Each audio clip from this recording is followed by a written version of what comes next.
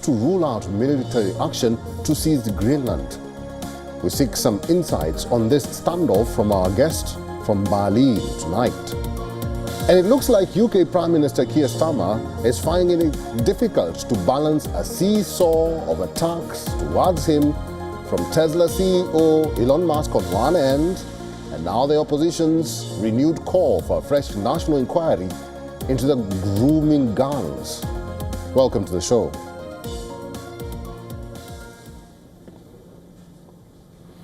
Let's start from the United States. Donald Trump's territorial ambitions have triggered a wave of reactions from several global leaders. European heads of state are now scrambling to find a way to deter the US president-elect from exercising what many are calling his goal of a greater America. The latest, Denmark's prime minister has called party leaders to a meeting after Trump's Tuesday remarks on gaining control of Greenland. Now, according to reports, the meeting was called to discuss responsive measures taken by the government. The Danish leader had responded to Trump's remark, saying Greenland is not for sale. Other European leaders have also united, criticizing the Trump-Musk duo for growing interference in external matters. Germany's Chancellor Olaf Scholz has reacted to Trump's expansionist statement, saying borders cannot be changed by force. The inviolability of borders is a fundamental principle of international law. In the final act of the Conference on Security and Cooperation in Europe in 1975, in the midst of the Cold War, the states of Europe and the countries of the then Eastern Bloc agreed once again with the United States and the Soviet Union on this central principle: borders must not be moved by force. Italian Prime Minister Giorgia Meloni also dismissed the US president-elect's remarks. I feel like I can rule out that the United States in the coming years will try to forcefully annex territories that interest them. Not just Europe, but Trump's comments on neighboring Mexico has triggered a strong response from the country's leadership after Donald Trump vowed to rename the Gulf of Mexico to the Gulf of America. Mexican president hit back with a proposal of her own to rename the U.S. Claudia Sheinbaum said the United States should be called, get this, American America, Mexican America. At her regular morning press conference, Sheinbaum displayed a 17th century world map showing North America as America Mexicana. She even proposed that the continent of North America should be renamed Mexican America, and that's according to the name on the map. She also pointed out that the Gulf of Mexico was the name recognized by the United Nations. The United Nations recognizes the name Gulf of Mexico. Why don't we call it Mexican America? It sounds nice, doesn't it? The Constitution of Apatzingan called it Mexican America since 1607. So, let's call it Mexican America. It sounds nice, doesn't it? Gulf of Mexico since 1607, and it is also internationally recognized. Donald Trump will be sworn in as the 47th U.S. president on January 20th. The Republican leader has already been making waves with his words. Question is, what tangible orders come out of the White House once Donald Trump sits at the Oval Office?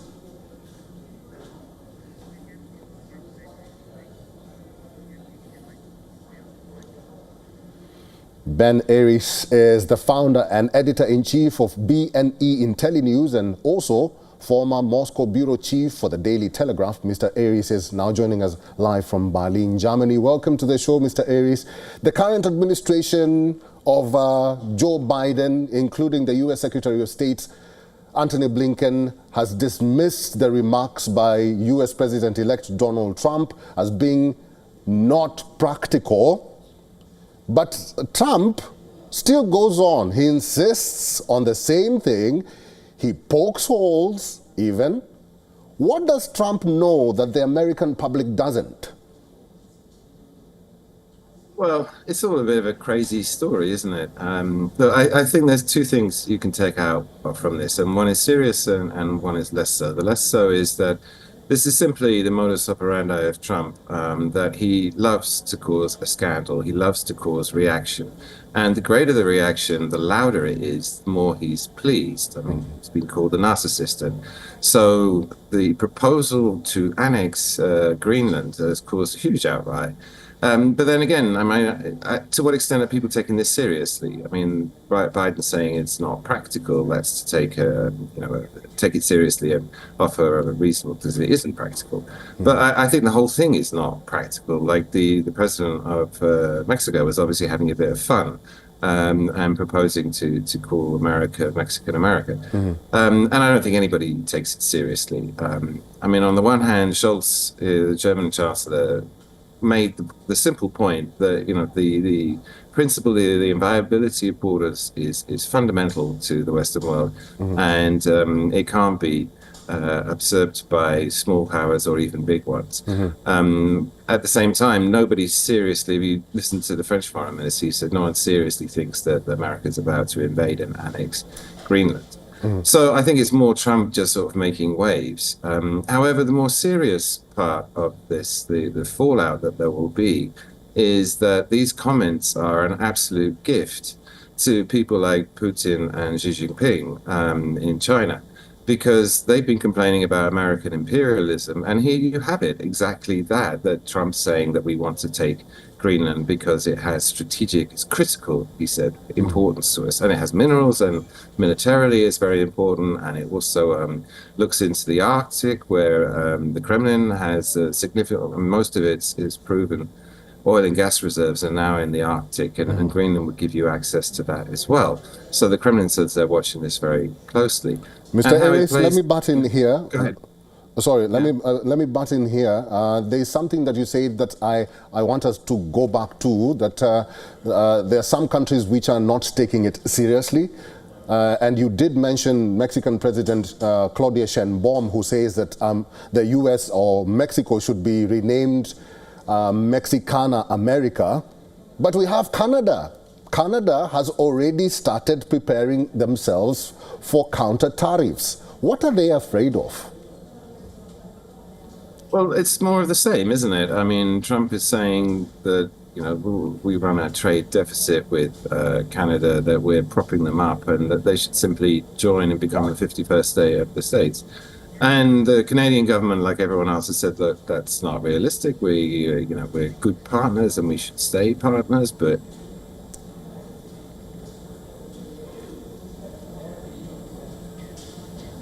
they're not going to. And it's just not going to happen. There would be a revolution. And Canadians themselves are happy to be next door. They're happy to be good friends, but they're happy being Canadian. Okay. They have a long streak, so they're not going to accept it. All right, Ben Harris, we'll have to leave it there. Thank you very much for your time and for talking to us today. My pleasure. Let's move on now. After 2 years of political void, Lebanon finally has a president. Lawmakers overcame a long-drawn impasse and elected Lebanese Army Chief Joseph Aoun as a new president. Earlier this morning, lawmakers gathered in parliament to cast their vote in an attempt to break the 2 years-long political deadlock. 2 rounds of voting took place today. In the first round, the chamber, with 128 lawmakers, failed to reach a consensus. After a 2-hour recess, the leaders came back to vote in the second round, giving a majority to the army chief. Shortly after, Joseph Aoun took oath as the new president.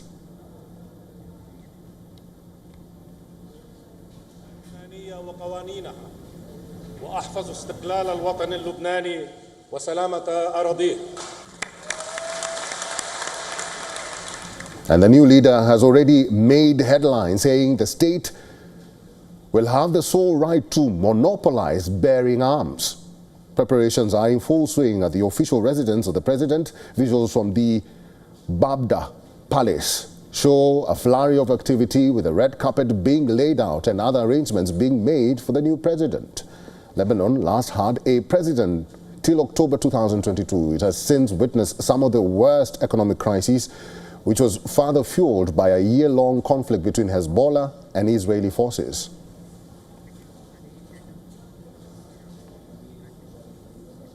And for the latest, our correspondent Gadi Francis has sent us this report from Beirut.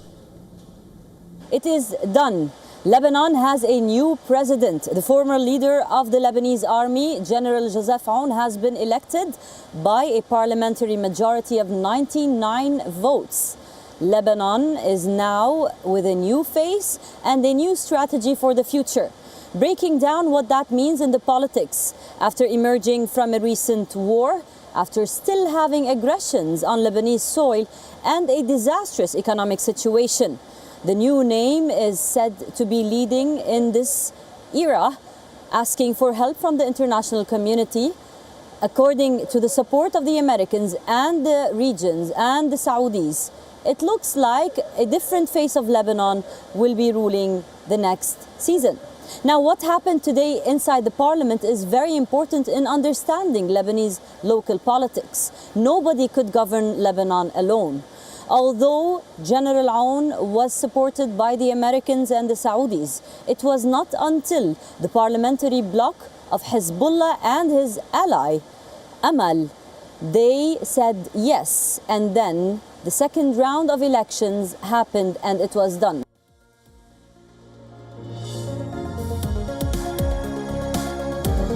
All right, let's move to the United Kingdom. Barely 6 months after assuming office, UK Prime Minister Keir Starmer is facing the heat from multiple fronts.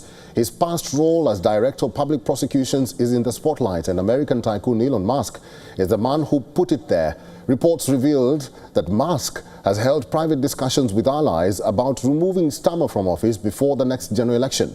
The owner of social media platform X, Tesla, and also a potential key cabinet member in Trump's upcoming presidential term, Elon Musk set the remove Starmer plan in motion by accusing the Prime Minister of failing to prosecute gangs of men who raped young girls when he was Director of Public Prosecutions between 2008 and 2013.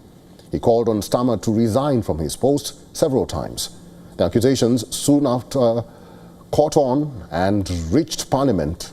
On Wednesday, Conservative leader Kimi Badenoch clashed with Starmer over the opposition's renewed call for a fresh national inquiry into the grooming gangs. The Prime Minister has mentioned previous inquiries. He is right. There has been an inquiry into child sexual abuse, but it wasn't about the rape gang scandal. In its 468 pages, it mentioned Rotherham just once. Is the Prime Minister confident that we know the full extent of rape gang activity? She's right to say it's one of the worst scandals. It's terrible. That's why I acted on it. If her recently acquired view that it's a scandal, having spent a lot of time on social media over Christmas, not once in 8 years did she stand here and say what she's just said. Not once in 8 years. They didn't act on the recommendations. They want a national inquiry. We had a national inquiry, the J inquiry, the J report. 20 recommendations, not a single one implemented. Not a single one implemented. Far-right leader Nigel Farage also echoed the demand for an inquiry. The Reform UK leader said the party will raise funds to front an independent inquiry. If the government won't do this, and I do believe there is now overwhelming support on all sides of the political spectrum for this, and Parliament should not be in denial about this, if it doesn't, then we will raise the money at Reform UK and appoint independent arbiters, because we need the truth to be out there. Farage has long enjoyed the backing of Elon Musk till an online spat a few days ago that triggered a fallout between the two.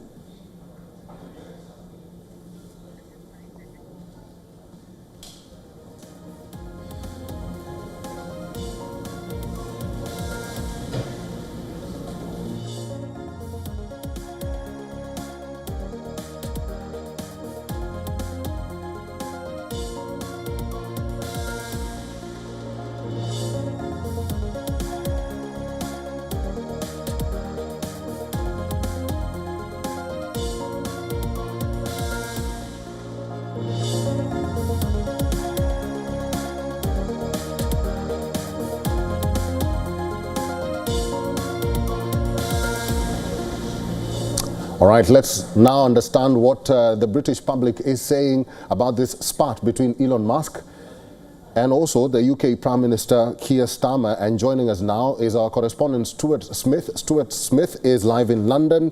Stuart, let me just begin by asking you, what are the British people saying about Keir Starmer? What are they urging him? Are they telling him to, address the allegations that he's facing? Or are they telling him to keep on fighting with Elon Musk and Kimi Badenoch?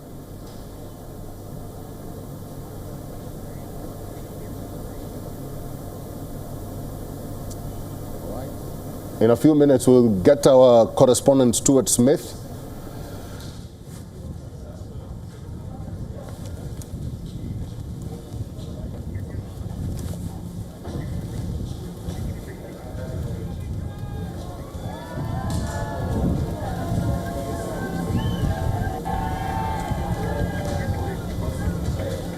All right, our correspondent is back. Stuart Smith is our correspondent in London. Stuart, good to see you. What are the British people saying about Keir Starmer and his spat with Elon Musk?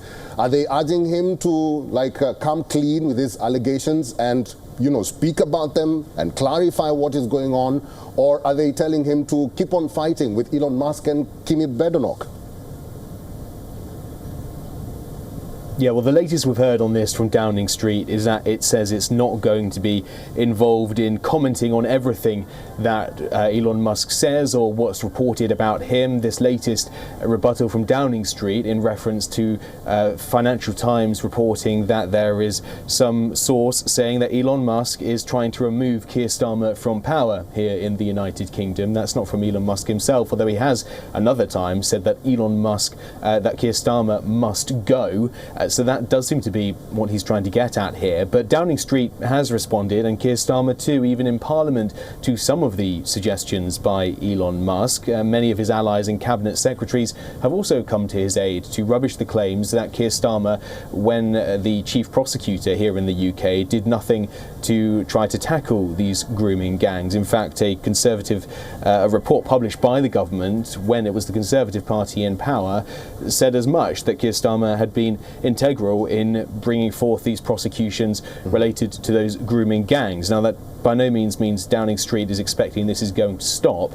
Elon Musk seems interested not just at attacking Keir Starmer, but also trying to boost the hopes of the Reform UK party, a party led by Nigel Farage, which up until very recently had been had very close ties with Elon Musk and Donald Trump. Now, recently Elon Musk and Nigel Farage appeared to fall out, in that Elon Musk said he was casting doubt on whether he thought Nigel Farage should remain as Reform UK's leader. But Nigel Farage says that he's going to see Elon Musk soon, and he seems to hope that that means those ties will be repaired. So an odd time in British politics with such a vocal intervention from a foreign national, but someone who's incredibly powerful, the world's richest man, and seems to have the ear of Donald Trump, the incoming US president.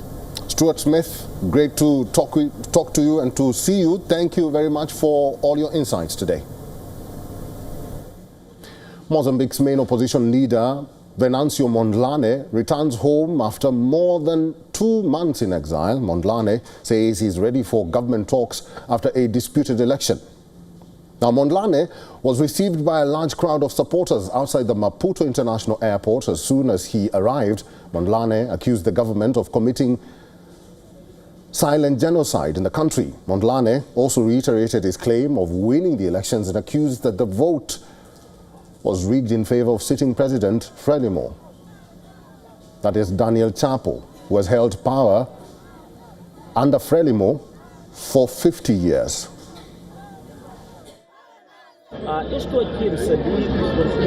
I realized that the regime opted for a strategy of creating a kind of silent genocide. People are being kidnapped from their homes. People are being extrajudicially executed in the woods. Mass graves with supposed supporters of Venancio Mondlane are now being discovered. There is an increase in murders in which I think I cannot be out in the open, well protected, when the very people who support my own candidacy and my values are being massacred. I am here to witness this.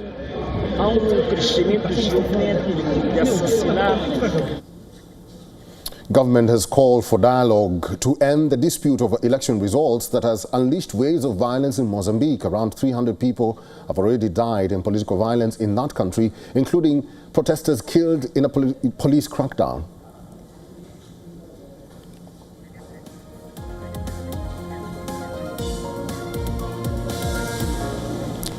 The political crisis in Venezuela deepens. Streets of Caracas are fortified by military and President Maduro's supporters before he takes oath as the country's president, despite the opposition's claim of victory in elections. Maduro's new 6-year term may trigger a fresh wave of migration from Venezuela. Since Maduro took office for the first time in 2013, nearly 8 million people have fled political unrest and socio-economic upheaval in Venezuela, creating the largest refugee crisis in modern Latin American history. Neighboring Colombia hosts the highest number of Venezuelans, around 2.8 million in that region. As Colombia eyes another term of Maduro, Venezuelans in Colombia expressed their concerns.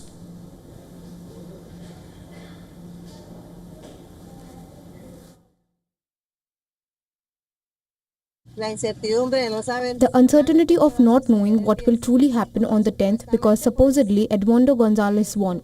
But look, once again it will be Mr. Maduro who positions himself as always. So the uncertainty persists as we remain in the same situation without faith or hope. There is a significant flow of people as there is uncertainty about what will happen. In fact, sales have noticeably increased, which is unusual for January as people are typically low on money. But in reality, people are stocking up quite a bit. In the face of this crisis, Maduro has chosen to suppress opposition in the country. Former presidential candidate Enrique Marquez was put under arrest under the accusation of being involved in a coup. Venezuelan authorities also arrested 2 U.S. citizens, which they claim are FBI and U.S. military officials involved in terrorist acts in the country.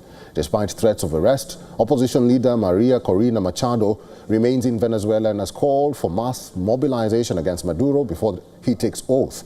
Maduro's rival Edmundo Gonzalez, who also stakes claim over the presidency, is touring countries that support his claim. During his visit to Panama, he handed over copies of the election tallies to the country's president. Gonzalez is currently in Dominican Republic. He also had a telephonic conversation with French President Emmanuel Macron, who backed Gonzalez's claim to leadership.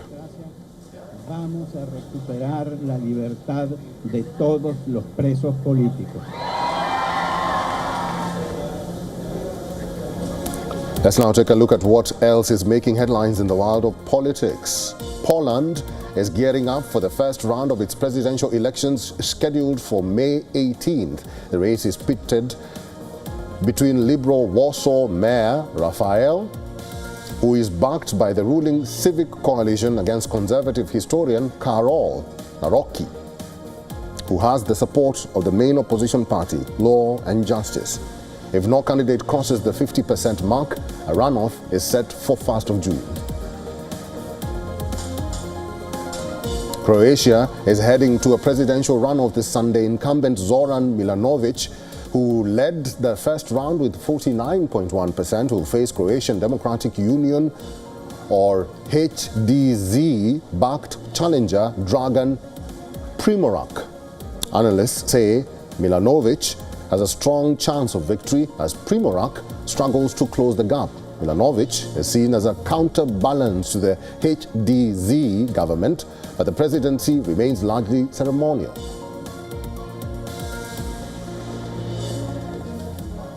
Chad's presidential palace was attacked on Wednesday night, resulting in the deaths of 18 assailants. 6 of them were taken into custody. A soldier was killed while 3 others were wounded. President Mahamat Idris Ebi Itno was inside the palace at the time. Authorities, however, quickly brought the situation under control. Rumors online linked the attack to Boko Haram, but authorities have not confirmed this.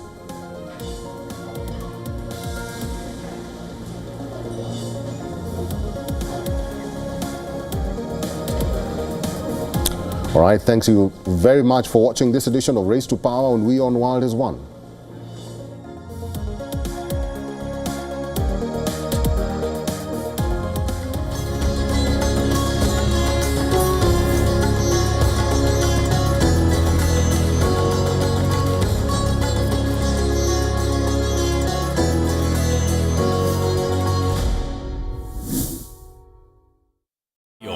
India's Global Voice, the channel that brings you the biggest stories from across the world through India's lens. Now available in more than 190 countries worldwide. Because we believe that the world is one. Watch us in Africa, Europe, USA and Canada, South America, Asia Pacific, Middle East and North African regions. Also available on these digital platforms across the world. WION. World is one. As Popeye and Tintin enter the public domain, we tell you about other iconic characters that are now free. Meet Indian filmmaker and comedian Varun Grover. And find out some lesser-known facts about Indian cinema's Greek god, Hrithik Roshan. All this and much more with me, Diksha Bisla, on WION eClub at these times.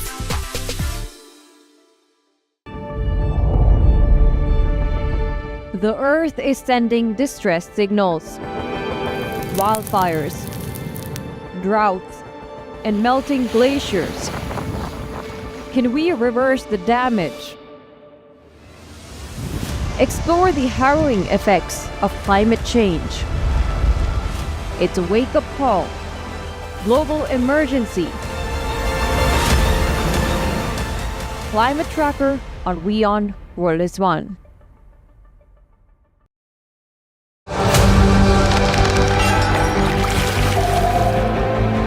The biggest gathering of humanity on the planet. This is quite an interesting spot. WION brings you exclusive coverage from the ground of the Mahakumbh Mela. These bikes will be patrolling all around.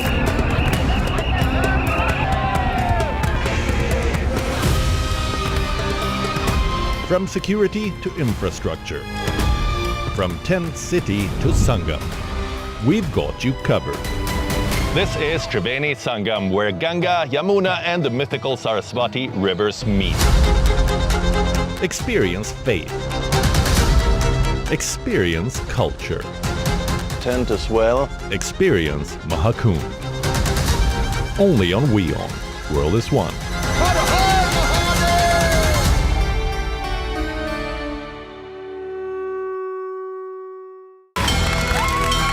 From the bustling trading floors of Wall Street to the vibrant exchanges of Asian stock markets, WION breaks it down for you to make sense of what's happening.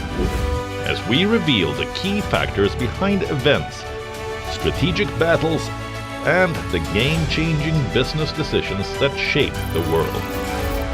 We bring you all of this and more on World Business Watch. To bring the benefits of the Subhash Chandra Show to your educational institution, teachers and students, send an invitation to Juhi Jha at juhi@such.org.in. WION, India's Global Voice, the channel that brings you the biggest stories from across the world through India's lens.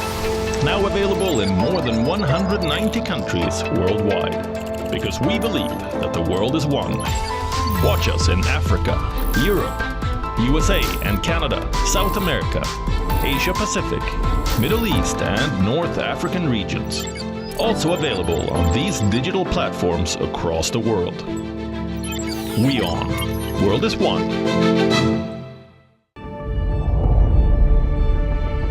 The Earth is sending distress signals. Wildfires, droughts, and melting glaciers. Can we reverse the damage? Explore the harrowing effects of climate change. It's a wake-up call. Global emergency. Climate Tracker on WION World is One.